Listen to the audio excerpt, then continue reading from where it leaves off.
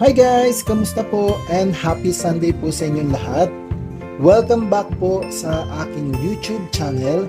So guys, gagawa po tayo ngayon ng chocolate chips muffins. So guys, ito yung ating mga pangunahing ingredients. Meron tayong milk, yung ating evaporated milk. And then meron din tayong sugar. And then meron tayong butter. Then yung butter natin, i-melt natin yan mamaya.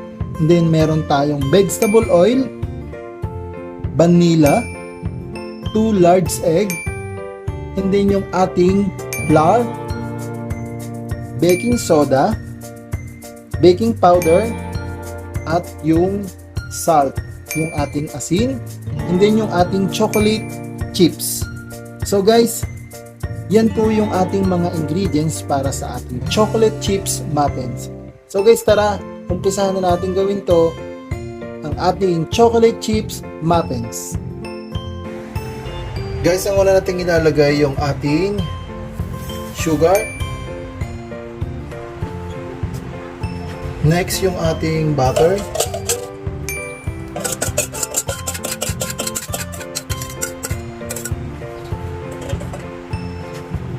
After ng butter, yung ating vegetable oil. 1/4 of vegetable oil. Then, squeeze na natin yung mabuti.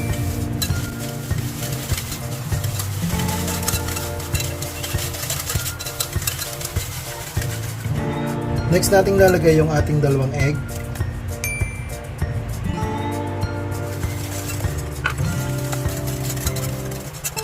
Haluin lang natin maigi, i-mix natin para manuot yung ating butter and sugar. Next natin ilalagay yung ating milk.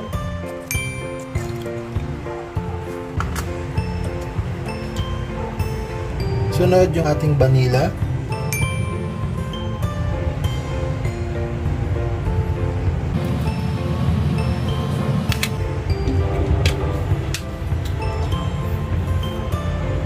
Then, i-mix lang natin ulit.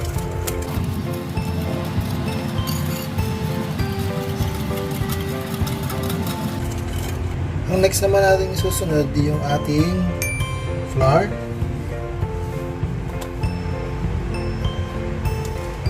So, yan.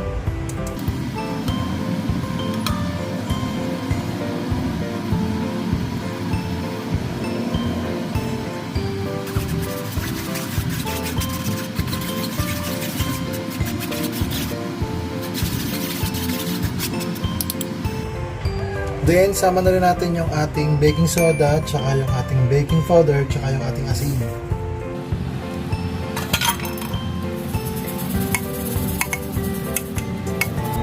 Mix na ulit natin.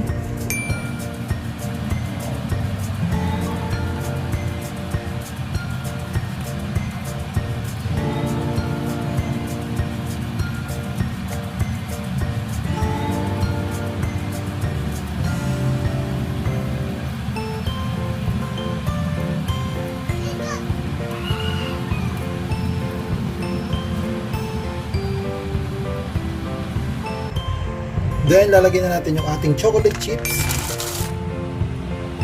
Bali, nilagay ko dito yung chocolate chips is 1.5 cup. Ayan, i-mix natin.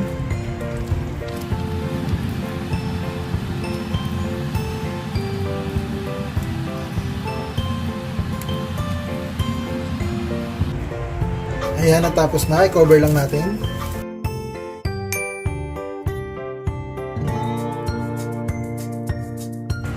Guys, lagyan muna natin yung ating pan ng butter.